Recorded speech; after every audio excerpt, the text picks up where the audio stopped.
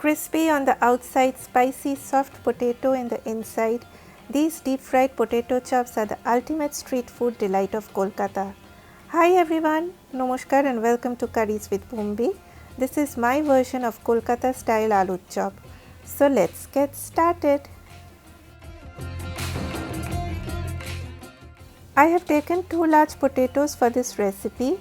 Wash and peel them, then roughly chop them. Put them in a pan filled up with water and cook them till they are tender. You can even cook the potatoes in a pressure cooker. Once they are tender, drain out the water and mash them very well. Do not wait for the potatoes to turn cold. Mash them soon after draining the water, or else they turn sticky and it will be hard to mash them up smoothly.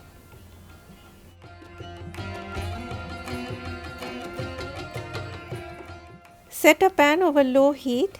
Add half a teaspoon of coriander seeds and half a teaspoon of cumin seeds. Dry roast them on low heat for a few seconds by shaking the pan from time to time till you get a nice fragrance from those spices. But do not let the spices turn too dark in color as they will taste bitter. Grind them in a mortar and pestle or a spice grinder. I like to make a coarse grind as I like the hint of those spices while eating. Here I have taken one big dried red chilli. I want to take out the seeds as the seeds carry all the heat. But if you like spicy food, then just do not even bother to do this. And in that case, you may even take as many chilies according to your preference. Again I have taken that same pan, just add a tiny drop of oil. When the oil turns hot, add the dry red chilli. Fry it on medium heat till the chilli turns darker in color. Now while frying dry red chilli, you may cough once or twice, but the end product is so tasty I think you won't mind that little bit of irritation in your throat. Once the chilli gets this dark chocolatey kind of color, take it out and grind it.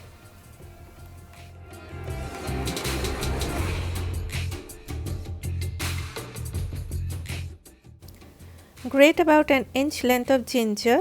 You need about a teaspoon of grated ginger.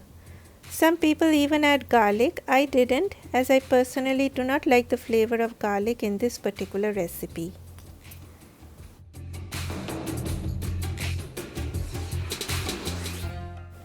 Heat a pan over medium heat. Add a tablespoon of oil. Once the oil turns hot, add the grated ginger. Fry it for a second. Then add the ground spices. Stir for another second. Then add the mashed potatoes. Add salt as per taste, the crushed red chilli, a pinch of turmeric powder and a pinch of red chilli powder. Now stir for a few minutes till the potato mix turns a bit dry in texture. Do a taste test at this point and adjust the seasoning. I added a little bit of salt. Now take out the potatoes into a bowl and let it cool down completely.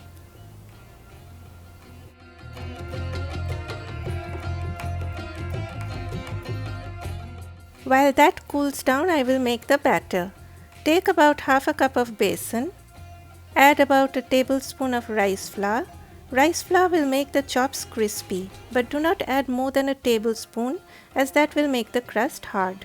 Then add half a teaspoon of salt, 1/4 of a teaspoon of baking soda. I like to add a little bit of nigella seeds as they add a nutty flavor, but it is totally optional. 1/4 of a teaspoon of turmeric powder and a pinch of chili powder. Mix everything very well. Then add water little at a time. Adding water a little at a time helps in getting rid of any lumps. If you add water all in one go, then it will be very hard to get a smooth batter. The batter should not be too thin, not too thick. A thin batter won't coat around the chop well. A thick batter will result in a dense, tough outer coating.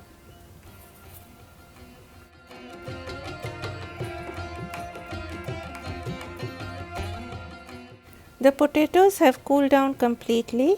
Mash it one more time.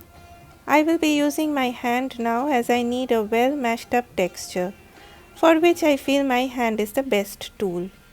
Now take little portions of the potato mix and start forming small balls.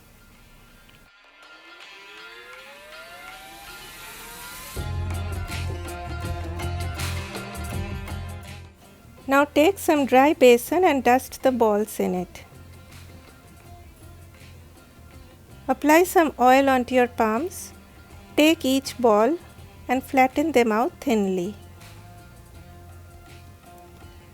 Dust the surface of your plate liberally with besan before placing the chops, or else they stick to the plate and may break when you want to lift them up.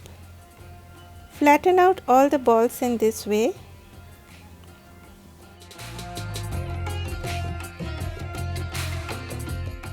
While my oil is getting heated up for frying, I whipped up the batter very well. Remember to whip up the batter very well, as that will make your aloo chop lighter.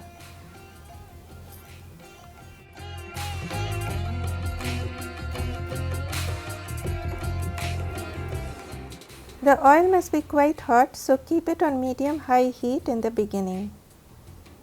Now place each aloo chop in the batter. Turn it around very carefully. Coat the other side and gently place it in the oil. Do not overcrowd the pan and fry them in batches. Let the heat be high while adding the chops. Once you are done adding all the chops, reduce the heat to medium-low. Do not turn them soon after adding in the oil. Wait for a few minutes. Let them turn bit golden. Then turn them around. If you try to use your spoon soon after putting them in the oil, then the batter may come off, so give it some time to set, then turn them. Fry them till they turn golden brown, then take them out.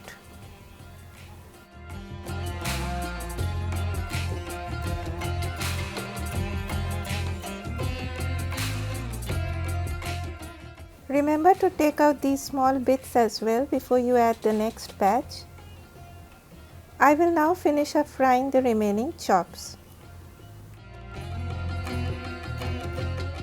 If you are living in Kolkata, then you will get these at every corner of the street, so why bother making them?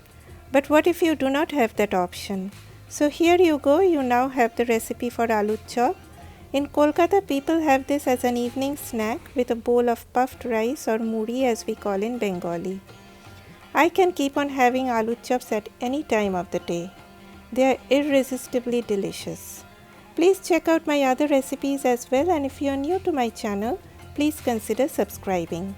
Eat healthy and stay healthy. Bye bye.